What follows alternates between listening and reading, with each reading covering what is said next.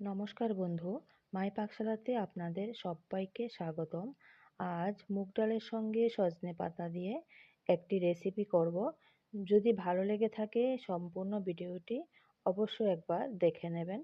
তা আমি এখানে সজনে পাতা নিয়েছি। সজনে পাতা আমাদের বাড়িতেই সজনে পাতা গাছ আছে, তো আমি ছোট ছোট ডালগুলি নিয়ে এসেছি। এবার সজনের পাতাগুলি ডালা থেকে সজনে পাতাগুলি আলাদা করে তারপরে রাখলাম, আর ছোট ছোট ডালগুলিও এভাবে থেকে পাতাগুলি বের করে নিলাম।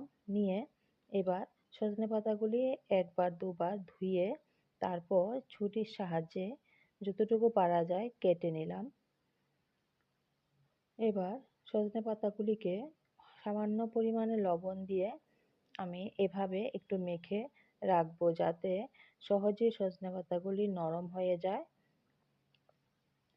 এবার আমি এদিকে মুগ ডাল ভেজে নেব। কড়াই বসিয়ে দিয়েছি। মুগ ডালগুলি 2 থেকে 3 মিনিটের মতো ভালো করে একটু নাড়াচাড়া করে হালকা কালার হলে তারপর মুগ ডালগুলি আমি নামিয়ে রাখবো।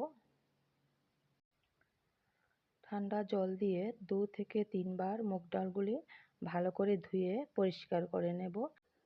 মুগ ডাল ধুয়ে পরিষ্কার করে নিয়েছি। এবার আমি কড়াই বসিয়ে দিয়েছি আর জল সহ মুগ ডাল দিয়ে দিলাম। এখানে মুগ ডালগুলি ভালো মতো সিদ্ধ করতে হবে না, হালকা করে সিদ্ধ করে নিলে মোটামুটি হবে। আপনারা যদি মনে করেন যে ভালো করে বেশি সিদ্ধ করে খাবেন, তাহলে প্রেসার কুকারে 2টি সিটি দিলে হয়ে যাবে। তো এখানে আমি কড়াইতেই বসিয়েছি। একটু হালকা করে সিদ্ধ হলে তারপরে আমি নামিয়ে নেব, কারণ এই রেসিপিটা বেশি সিদ্ধ হলে খেতে ভালো লাগে না।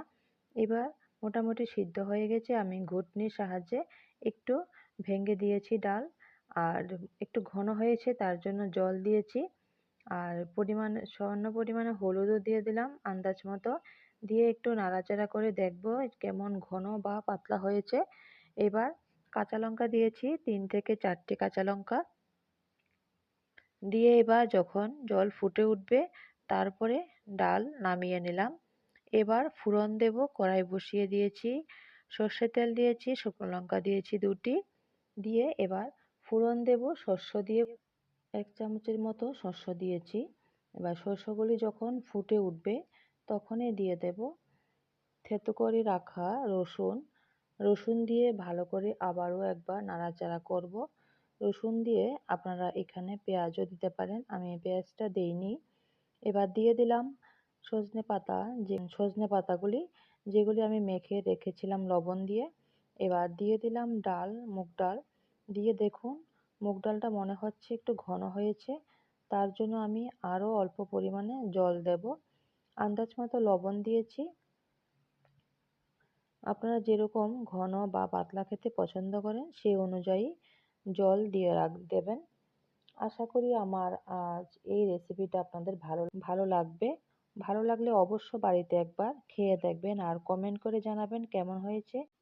ভালো লাগলে লাইক কমেন্ট করতে ভুলবেন না। সবাইকে ধন্যবাদ।